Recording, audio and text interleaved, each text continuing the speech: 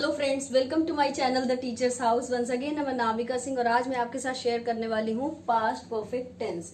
ये अगर आप मेरी टीचिंग पैटर्न से देखें तो बॉक्स नंबर 8 से पहले मैं ऑलरेडी आपके साथ बॉक्स नंबर 1 to 7 डिस्कस कर चुकी हूँ। अगर अभी तक आपने वो वीडियोस नहीं देखे हैं तो जाकर के प्लीज वो वीडियोस देखिए, ताकि आप उन वीडियोस को देखने के बाद बॉक्स नंबर 8 से अच्छे से रिलेट कर सकें और आप बेहतर समझ सकें।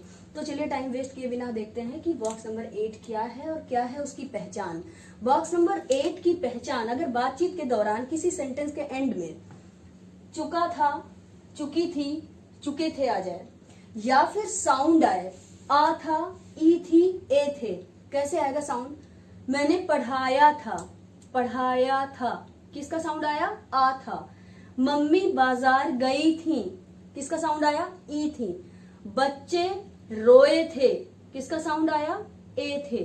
तो इस तरह से किसी आ था, ई थी या ए थे का साउंड आ जाए, या फिर चुका था, चुकी थी, चुके थे अगर सेंटेंस के एंड में मिल जाए तो वो बॉक्स नंबर 8 माना जाएगा। और बॉक्स नंबर 8 में जो हेल्पिंग वर्ब का यूज होता है वो होता है हैड।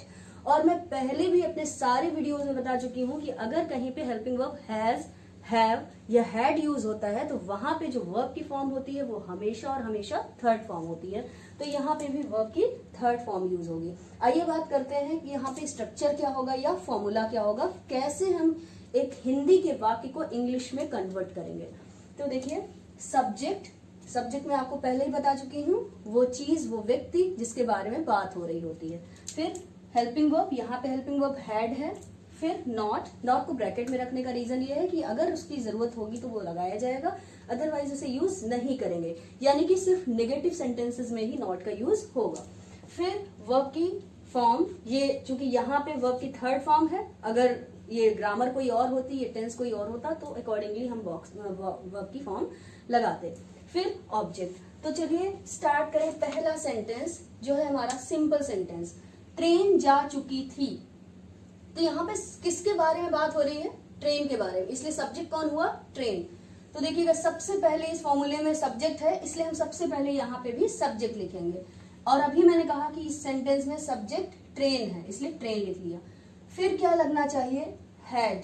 फिर इसलिए हमने हैड लगा लिया।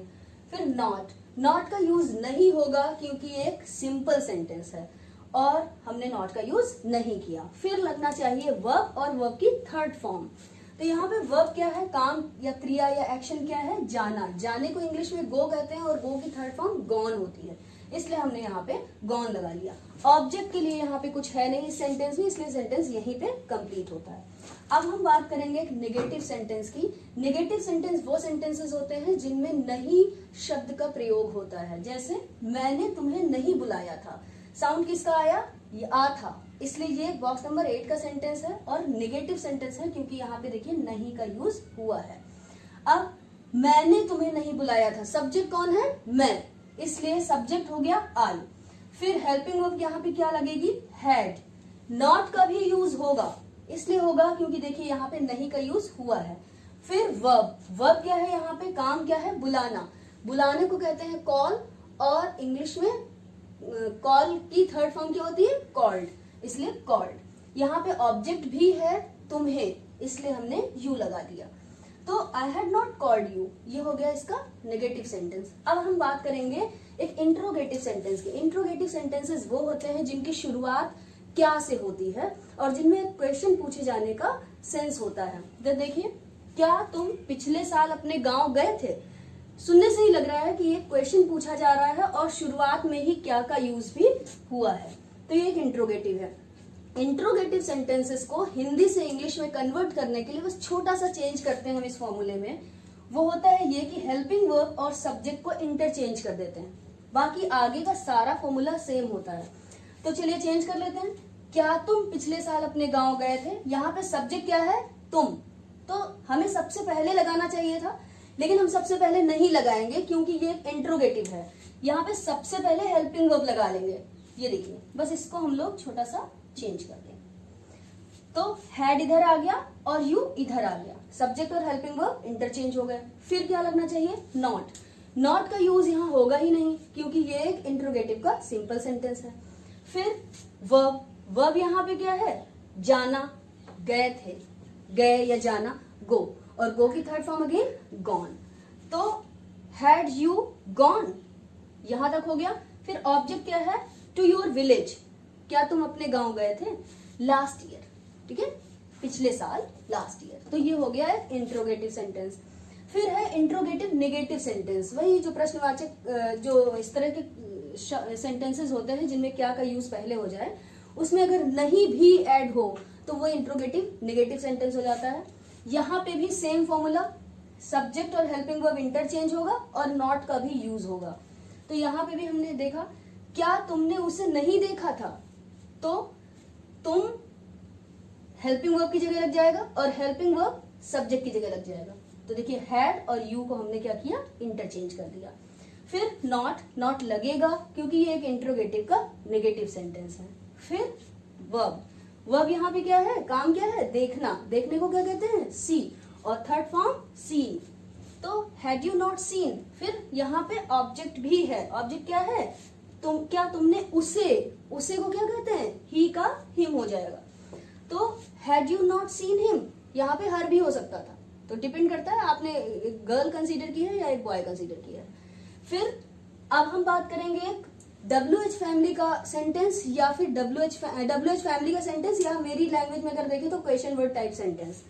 तो तुम मुझसे मिलने क्यों नहीं आए थे, तो यहाँ पे देखिएगा कोई इस तरह के सेंटेंसेस में कोई ना कोई WH फैमिली यहाँ का वर्ड मिल जाएगा, जैसे कौन, कहाँ, कब, कैसे, क्यों, क्या, इस तरह का कोई भी सेंटेंस, इस तरह का कोई भी वर्ड अगर आपके पूरे सेंटेंस में मिल जाए तो आप ये मान लीजिए कि वो एक क्वेश्चन वर्ड सेंटेंस है। क्वेश्चन वर्ड सेंटेंस को बनाने के लिए भी हम ये सब कुछ सेम करते हैं, बस उसके पहले वो पर्टिकुलर WH फैमिली का वर्ड यूज कर लेते हैं। तो देखिए कैसे, तुम मुझसे मिलने क्यों नहीं आए थे, तो हमें सबसे पहले ये देखना होगा, आइडेंटिफाई करना होगा कि इस पूरे सेंटेंस में WH फैमिली का कौन सा वर्ड है।